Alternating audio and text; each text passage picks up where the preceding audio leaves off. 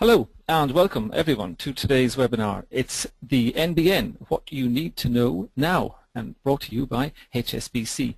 I'm James Kirby, Managing Editor of Business Spectator, and I'll be your host today.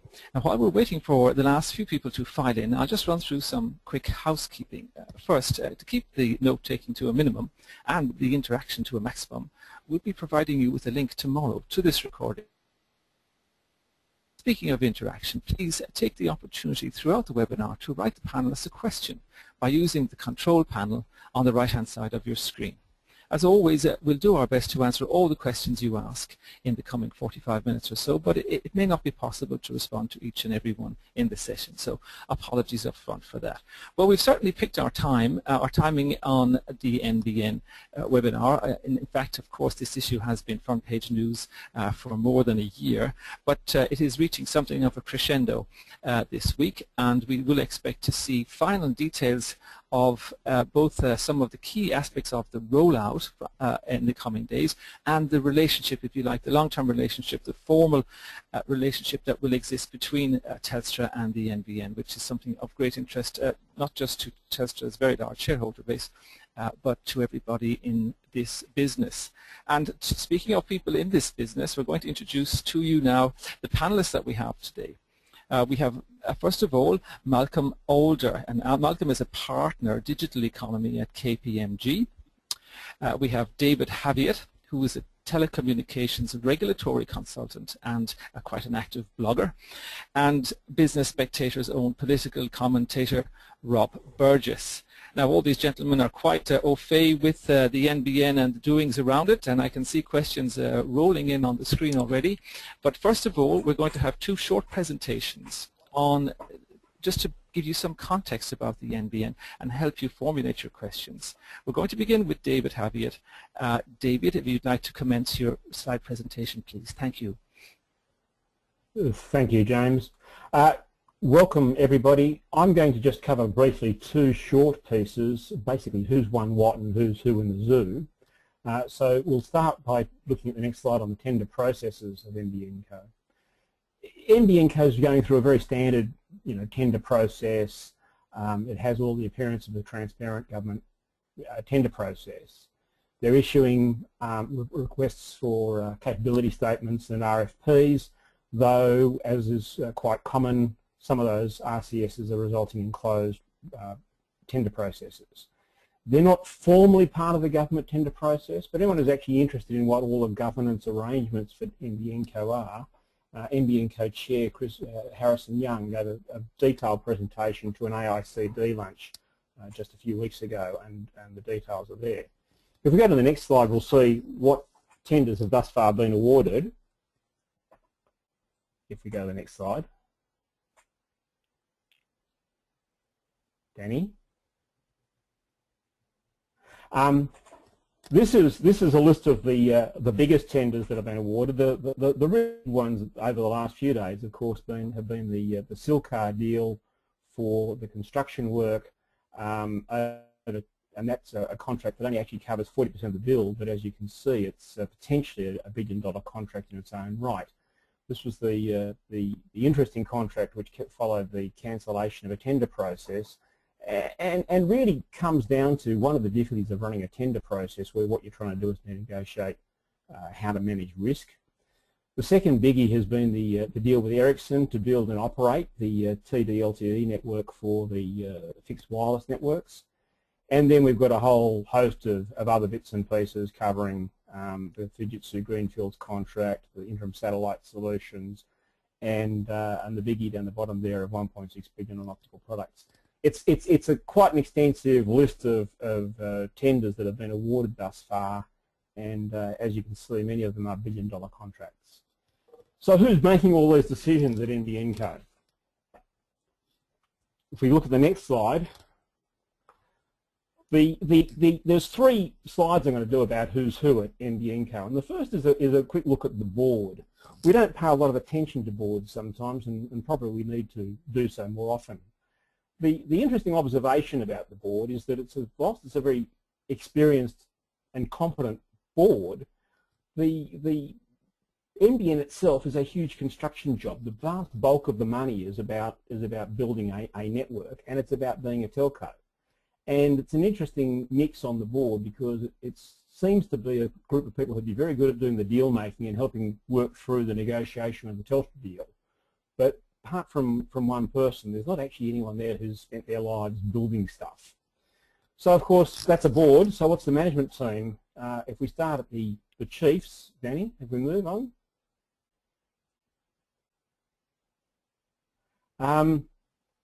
We see, of course, there are 5 people who've got a chief of title in the organisation.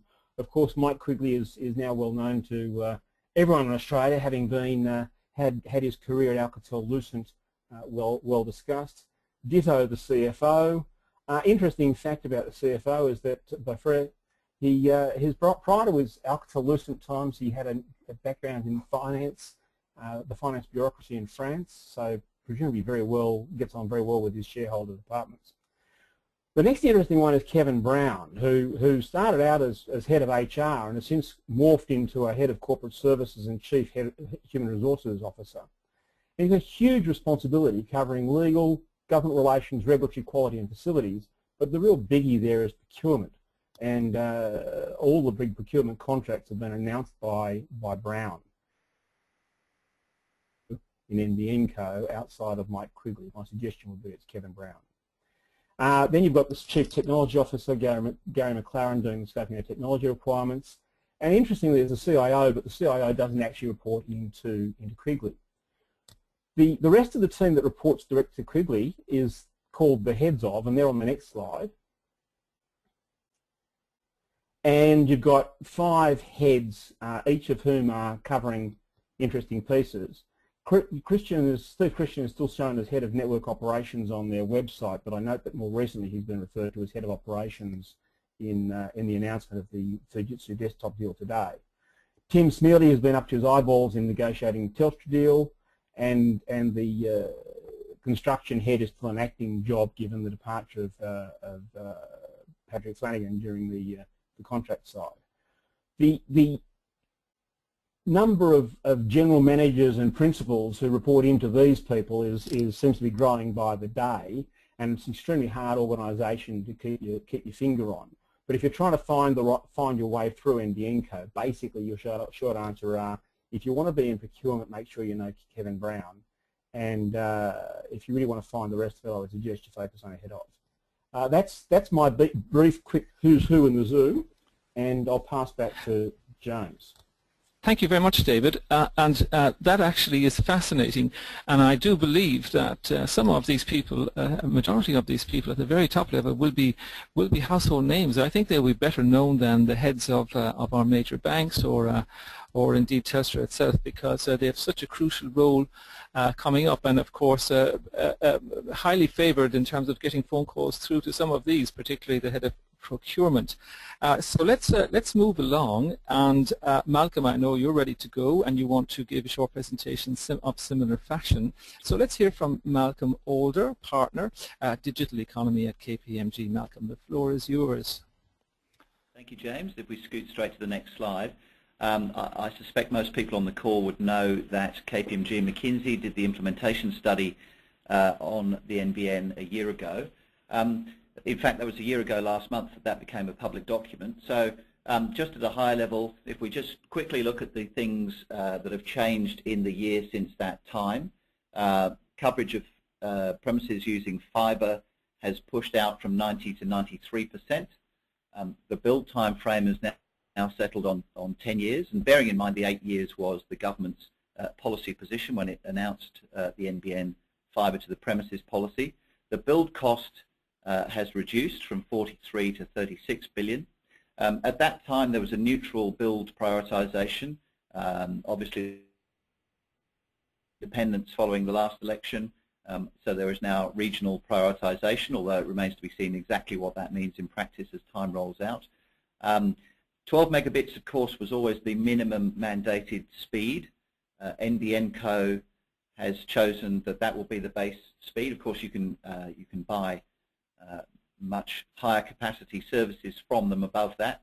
The base wholesale price for that will be $24, so put on top an appropriate retail margin onto that. The question mark there just covers some element of volumetric pricing, but it won't be large at that sort of level. We pitched at 20 megabits only because we felt that there might be some benefit in a higher level of service. But NBN Co wants to be able to deliver one service seamlessly across the nation.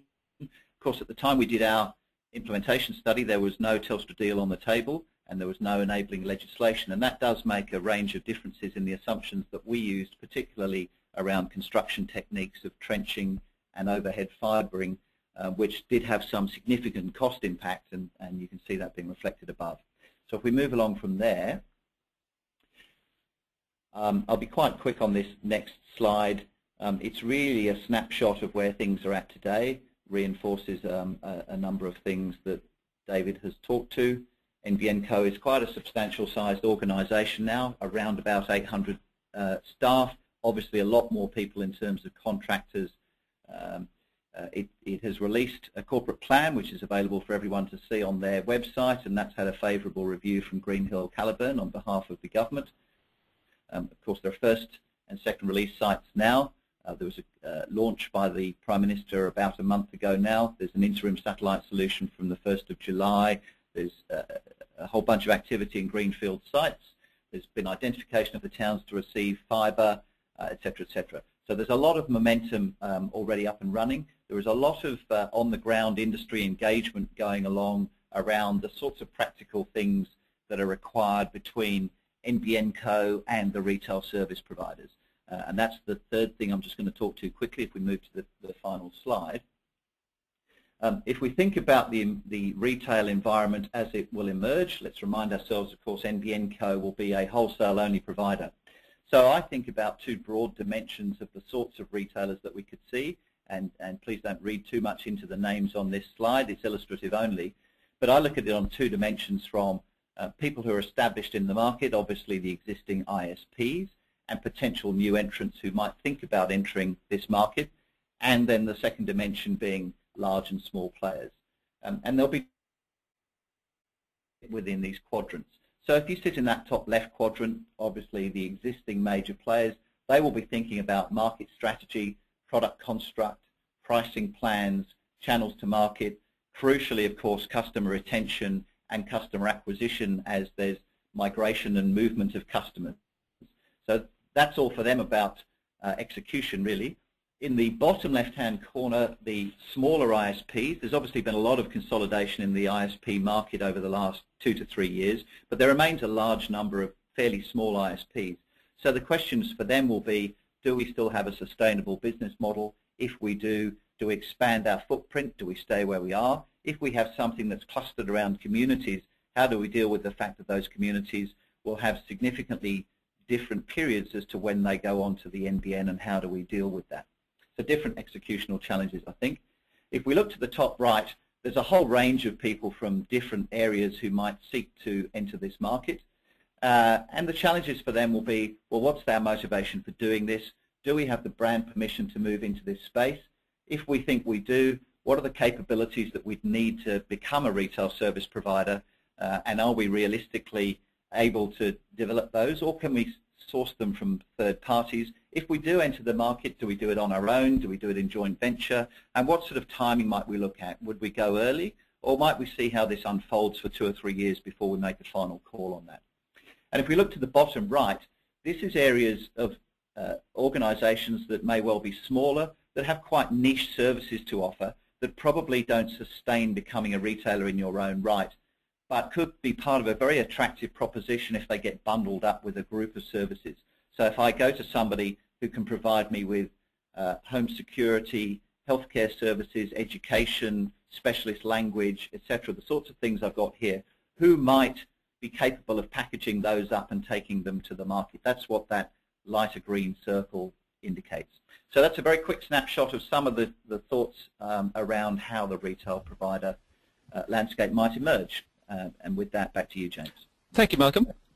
Very good. All right, and that's a very useful and complementary set of a presentation indeed to the earlier presentation. And I'm looking at the questions across the screen, and a lot of them are quite practical. And I think what we'll do is very quickly we will zone in on these very pointed and practical questions. But just to begin, there are a number which are broad in nature in terms of national affairs almost. One is from Brian Rob Burgess, and he's asking about the regional.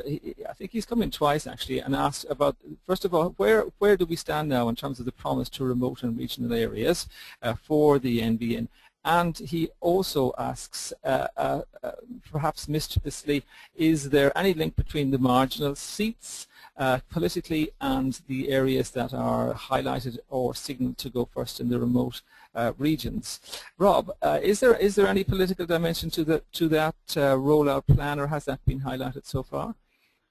Well, look, I think it is easy to make the argument that it is a political decision, for example, to roll out first in Tony Windsor's electorate. But the problem with trying to identify political bias is that the NBN fits in so neatly with Labor's strategy for the regions more generally. So they can come back and say, well, look, they've divided the country into 55 regions, which happen to overlap with capital cities as well. So they can make a pretty good argument for making any part of the country first if they want to in that regional strategy. Okay, yeah, thank you, Rob. What was the other part of the question there? Well, there was two parts. One was, what is the status, if you like, of the promise to rural and remote areas? Has that changed in any fashion in recent times? Well, I think the status of it is on hold. I mean, the stage 2 sites really are on hold, but only for a very short time. So that, you know, the deal with Telstra and the directive from the Minister that we're expecting today on the regulatory environment, those things, they're not the only things holding up the process, but that they kind of unlock the acceleration of this project into the regions very shortly. So I would say that, yes, it will take off pretty quickly. Okay, thank you. David, I'm going to ask you two questions here which are quite specific and in relation to the who's who within the project. One comes from Brahman. He was asking who is responsible for the overall governance, and by that I think risk management and governance of the project. And a separate question also from Anthony, which is who does the CIO report to? Let's take them one at a time. Who is responsible for the overall governance of the NBN project? Well, inside the CFO's brief, there is a risk management team. Internal audit is reporting into the CFO. So the CFO is in fact the person who, as far as I can see, is responsible for those governance functions. Not being a listed company, we don't know what the how the board is structured itself in corporate governance world these days. We have a lot of emphasis on things like audit committees and so forth. We don't know whether those things exist inside NBN Co or not. I'm not quite sure on who the CIO reports to. It will become clearer in the days ahead, but they were quite valid questions from some of our audience today. Okay, let's pick up on one or two other themes that are emerging, which is quite fascinating in terms of the range we've got here. One of the questions that comes up regularly is in relation to retail services. Just a little bit more detail there. What sort of retail services, Anthony, you might take this if you would, what sort of retail services might organisations like Westpac or AGL provide, asks Damien. Sorry, was that addressed? Sorry, Malcolm, yes, please. Malcolm, yes. No, apologies. That's all right. Well, look, I think I think the answer is they're all kicking that around themselves. Well, I don't know if they're all kicking around, but those are questions to ponder. One reference point that you can take in this regard is that Tesco in the UK is now the second largest ISP, to use the old terminology, in the UK. the reality is that if you are in a market and you have a large market share, and market shares don't move terribly much in Australia, certainly in retail and banking, it is a logical question to look as to where you go next.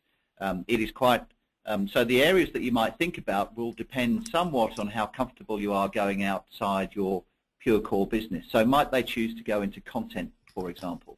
Content is an area of huge growth and expectations of growth once the NBN is in, and so I think that's one area, for example, where people look to go. I raised the question before about, though, then, do you have the brand permission? If you're a bank, for example, will people see themselves as buying content through a bank? Question mark, maybe. The banks probably don't expect people to just be doing their banking faster and quicker from NBN. There's probably not enough additional revenue in that to make a business model. So the question will be, what are the other services that we move into? And I suspect content and video broadly will be at the core of that, but exactly what it looks like, I think that's part of the fascinating thing we'll see unfold. Okay, James, thank you. Can I jump in and add to that? Yes, Rob. I just wanted to say, on with the brands joining this RSP industry, I think we can learn a little bit from the dot-com boom Mark I, where some major brands were established and used discounting of the service itself as one of their selling points. So when we talk about brand permission, I think you might find if you can knock $10 off the price of somebody's broadband connection, they might give Coles permission to be their ISP. I don't know if...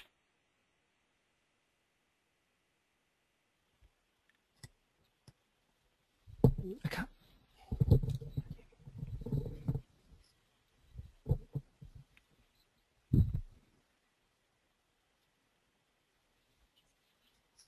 We've lost you, Rob.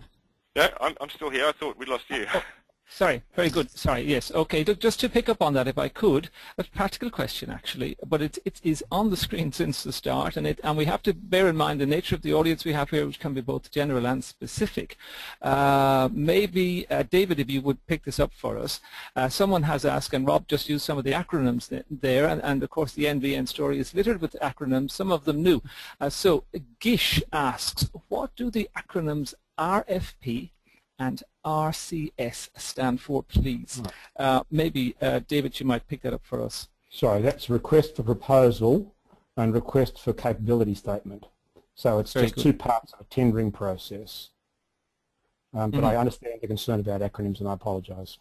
No problem, as long as we explain them, I think. But we might still stay with you, David. There is a question from Jim, and it's on the tenders. He asks, how can the tenders be awarded when all the approvals have not yet been finished? Sounds like a logical question. When he says approvals, I think he means the idea of what the plan is, where they're going, etc. And that's actually part of what happened with the construction tender. The issue was that the original tenderers were all trying to say, well, we don't know what the quality of the Telstra infrastructure will be, therefore we need to put in a premium for the risk we need to manage. And what the NBN did was went back and said, well, we'll take on board the risk of what the quality of the infrastructure is. You just give us the tender for actually doing the building work. And it was that tender. Otherwise, most of the understanding is there. I mean, doing a wireless network with Ericsson, the approvals you need to do that, it's the same as a tender that have done for Telstra in the past. Okay, thank you. Look, also, and I'm bouncing around here because this is the nature of the questions. They're coming in fast and heavy and quite specific, and I can see how some of them would be looming, not just with from one person, but would be common, no doubt, to the group listening. There's quite a few questions on the existing HFC, and Lawrence asks, can Telstra or Optus compete with NBN with their existing HFC on broadband, and will they end up selling their cables to the NBN? Malcolm, maybe you might at least address that. Yeah. Well, there is obviously this high degree of speculation that there is a deal with Optus closely following the Telstra deal to acquire their HFC cable network. And yes, it does make a difference to the economics of networks are in or out. But as an operator, anyone for the longer term would have to make a judgment call anyway on whether they wanted to keep supporting those networks for the long haul or have a managed migration onto NBNco's infrastructure over time anyway. Okay, yes. And just putting two questions together here, I might come to you first, Rob. Just putting two questions together, but they're both big picture questions, and they're quite broad in their reach. One is from Mark, who asks, what happens with all the contracts if the NBN rollout is cancelled? And another related question earlier on asked, how does it all end? How does this project end? Does it have actually a termination clause in there? You might at least begin to try and help the audience with that, Rob, in terms of those issues. Well, look, I don't have a lot of detail on that, but I will say about the Telstra contract. Everything that I've heard about the deal is that Telstra is being protected from those risks within the deal we expect to see later this week, but an incoming government is not, and that's the key political point, is that it could cost taxpayers a lot of money to halt the project, but probably not so much to Telstra. So I hope that is part of the answer. Okay, actually, this is interesting. Just on those questions, what in the eventuality that this network, this project is actually cancelled? I think I'd just like to ask both David and Malcolm to take that on board, because it's the elephant in the room, isn't it, if we have a change of government? And though we know the players are trying to lock in and ensure against this, and we know that it's part of the final negotiations between Telstra and NBN, we don't know how robust those mechanisms are. So let's just take it one at a time if we could. David, what might or might not happen should this come to pass? Well, firstly, one would expect that all the contracts have got all the various scenarios embedded in them and clauses about what's going to occur. I mean, every vendor, for example, would be concerned about that. The second issue is, I don't think the option is to sort of just walk away and say, well, we're not doing that anymore, we're closing down NBNco. I think the only option that the coalition would have would be to actually do an immediate privatisation of NBNco and try to unpick some of the protections for NBNco and let NBNco be a private firm. In that case, NBNco is still going to need to try to find a way to build parts of its network. I can't imagine that Telstra is necessarily going to walk away from the idea of a structurally separated construction company. Range of reasons why you'd think that much the same outcome would occur, just with a bit of a hiccup in process and some new owners. So, Malcolm, are we overestimating the political risk for contractors? This actually is a question from John here. What are the risks political for contractors from cancellation? Well, yes. Well, as David says, I'm sure that they will have baked in as much risk mitigation as they possibly can into those contracts. I think as far as what's the likelihood that the NBN per se gets scrapped? I think two elements to that. First of all, any incoming government would, there'll be, let's assume the Telstra deal is concluded. So you run your eye down David's list of contracts plus the Telstra deal plus the enabling legislation, there would be an awful lot of stuff to unpick. So any incoming government with a different view would have to go through those very carefully. It's not as simple as saying we're just going to scrap the whole thing. The second thing I would say is that, Malcolm Turnbull, the Shadow Minister, when he speaks publicly, is quite candid about saying we can all agree on high-capacity broadband being a good thing for the nation. The only question is what's the optimal way of going about it. And so I think what we would see would be, if that were to pass, would be how do we think we might want to reshape this as a project to something that we find more palatable from our perspective. But I don't. I think that would be highly unlikely that would be scrapping and starting again. It would be reshaping around the edges.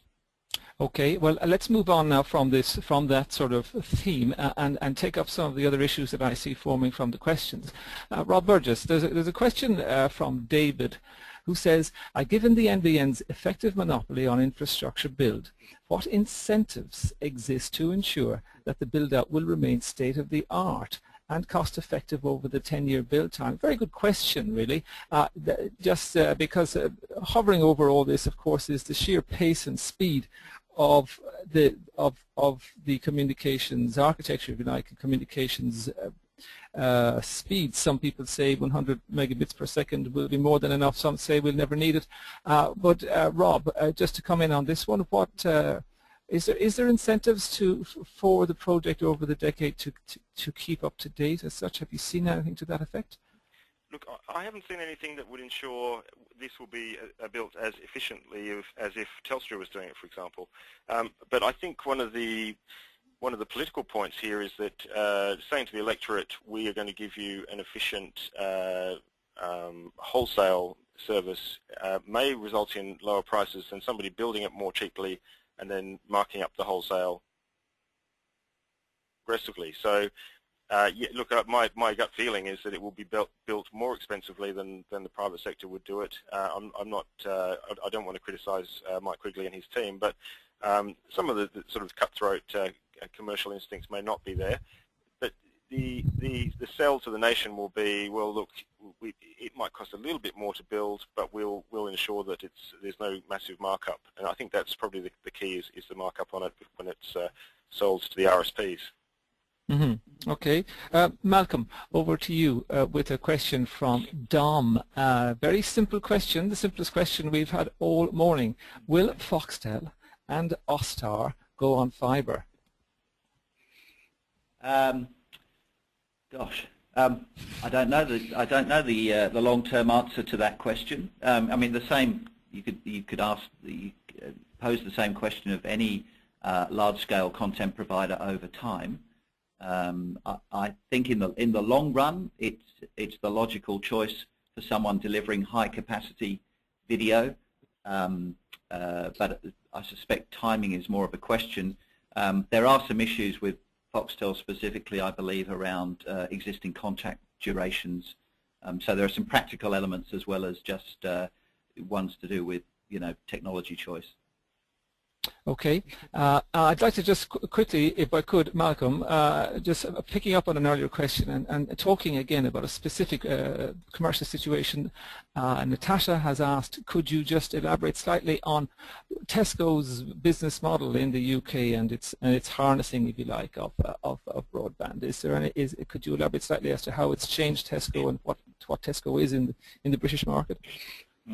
Well, I think it's probably a broader question. That Tesco is an extremely broad-based business now. If you actually go into a Tesco supermarket, there's an amazing array of categories of insurance that you can buy there, for example. So they started out as a relatively straightforward internet service provider, but they've gradually expanded their footprint into areas of content. And so I think the issue is less what Tesco has done specifically and more a willingness to expand your footprint progressively over time and take your customers with you on a journey that they'll give you that brand permission, as I keep talking to take you on. Of course, in terms of content, there remains then the key question of can you access content?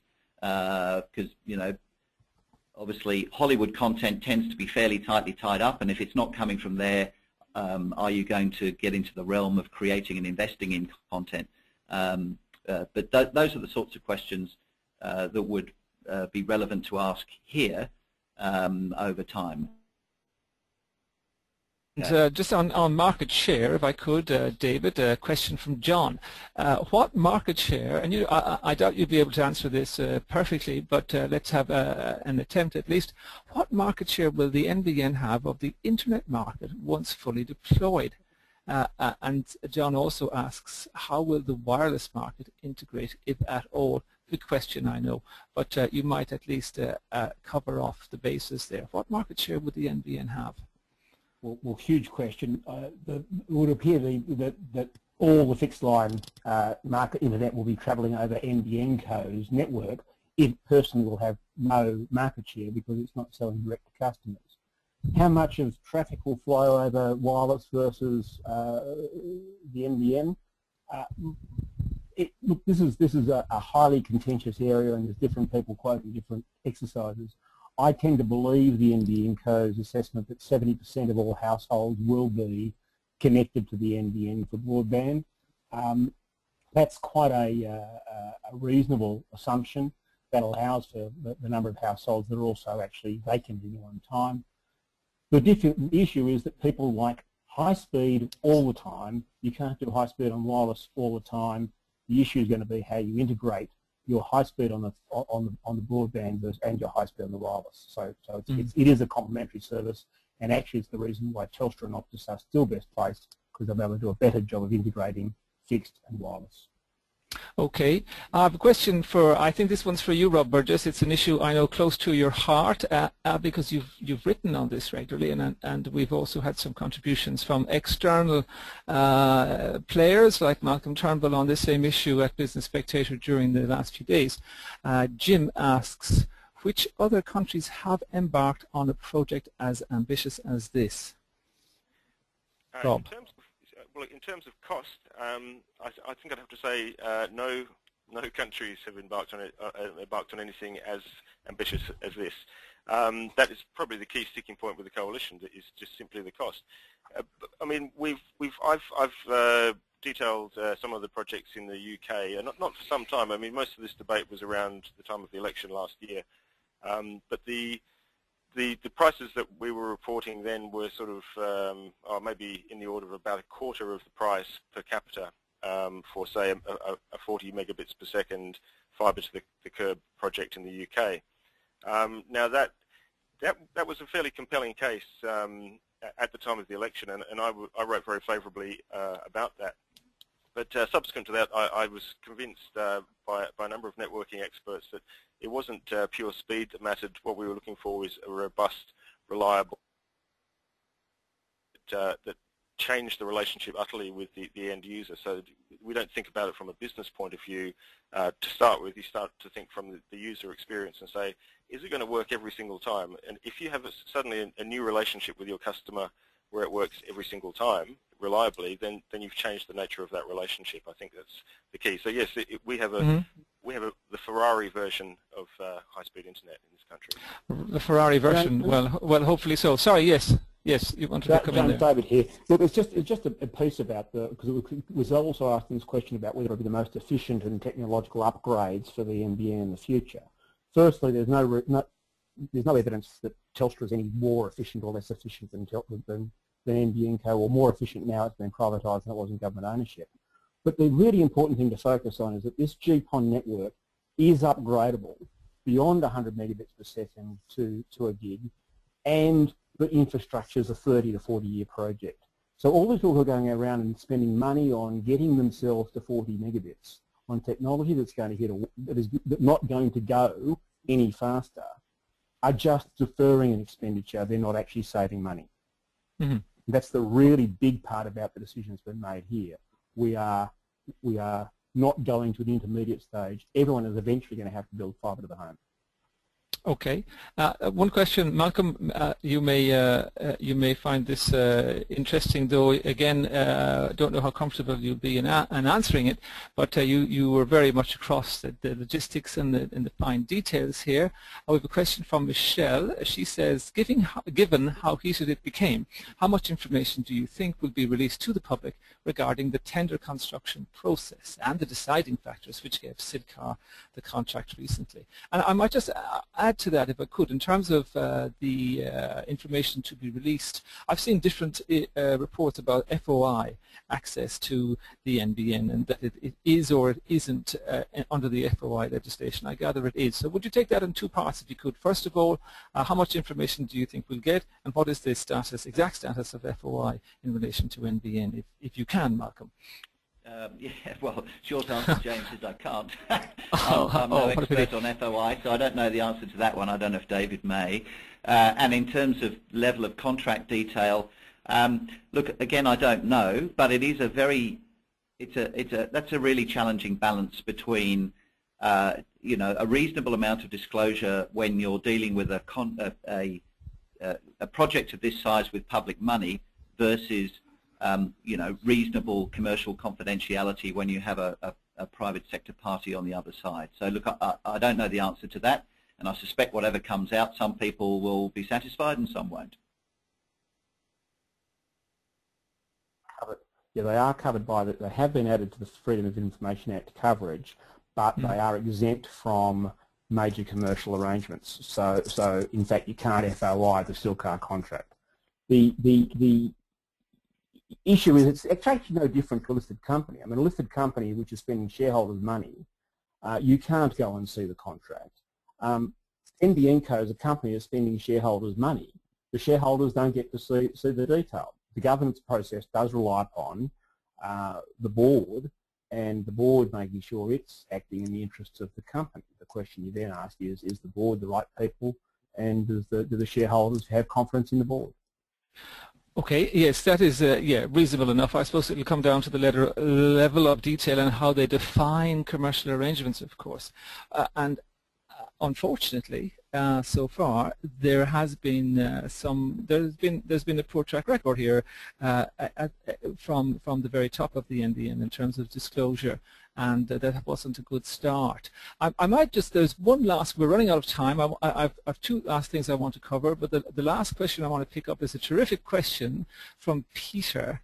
And I'm going to slightly spice this question up and ask all three of you to answer in terms of a way of a conclusion. Peter asks, what are the chances of NBN rollout being stopped if the Liberals win the federal election? And I want you to score this out of 10, the possibility out of 10. Let's go one by one. Rob Burgess, what's the chances out of 10 that if the Libs win, the NBN rollout gets stopped? I think stopped absolutely, there's a kind of a 0 out of 10 chance, but I must qualify that and say that because the independents have pushed for the second stage to begin in the regions, it will be that makes it easier for the coalition to convert it to a kind of regional focused scheme and leave the cities more alone. So I think the independents have done the coalitions a favour in that respect. Mm-hmm. Yes, Malcolm? Well, I think if we're working on the assumption that this Parliament goes full term, then I would agree with Rob. Mm-hmm. Mm-hmm. David? And I would agree, and even if it doesn't go full term, but it's 0, the only thing I'd add is it's not just an issue about the regions where you don't get good broadband. The large parts of the west of Sydney and the other areas where there's really big exchange footprints have pretty lousy broadband in metropolitan areas. And many of those are in fact seats you need to win government. Deferring the NBN without a credible plan in metro is equally as disastrous as doing something in the regions. Yes. Okay, well thank you. And just there is one other highly practical question coming up all the time, because our Malcolm and David, and they're asking, can they get the slides tomorrow in the archive of this? And the answer is yes, you can. So look, as we wrap up today's webinar, I'd just like to thank our panelists once again. Malcolm Alder, Partner Digital Economy at KPMG, David Havyatt, Telecommunications Regulatory Consultant, and Business Spectator's own political commentator, Rob Burgess. I'd also like to thank our sponsor, HSBC, for allowing all this to happen, and thanks to you for attending and for your involvement in today's event. We really do appreciate it. And of course, we will have further webinars coming up in the near future, and we will be advertising them on our site. And take the opportunity to provide us with feedback about today. Send us some topics you might like to see covered in the future. And as I said, you will be getting a link to this recording and to the slides tomorrow. We hope to see you all again at another of these sessions. Thank you and goodbye.